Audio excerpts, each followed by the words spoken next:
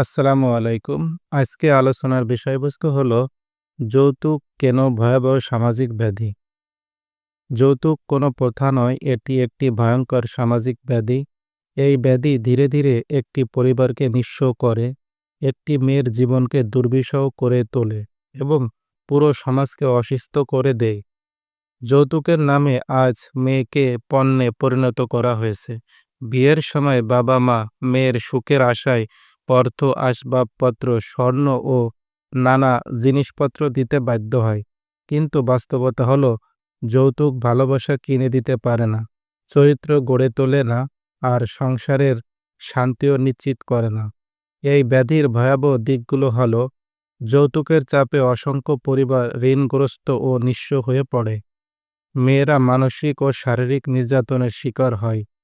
অনেক ক্ষেত্রে নির্যাতন গিয়ে ঠেকে তালাক, আত্মহত্যা বা হত্যার মতো ভয়াবহ পরিণতিতে। লোভী ও অমানবিক মানসিকতা সমাজে স্বাভাবিক হয়ে যান। ইসলামের দৃষ্টিতে যৌতুক স্পষ্ট হারাম ও জুলুম। আইনের চোখেও এটি অপরাধ।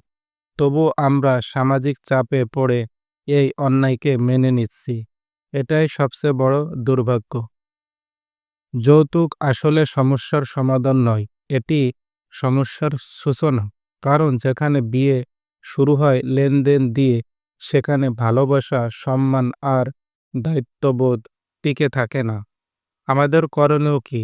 যৌতুককে সামাজিকভাবে ঘৃণা করা, যৌতুক ছাড়া বিয়েকে সম্মানিত করা, মেয়েদের নীরব থাকতে না শেখানো, নির্যাতনের বিরুদ্ধে পরিবার ও সমাজকে একসাথে দাঁড় করানো। শেষ কথা, যৌতুক বন্ধ না হলে মেয়ের নিরাপত্তা নিশ্চিত হবে না।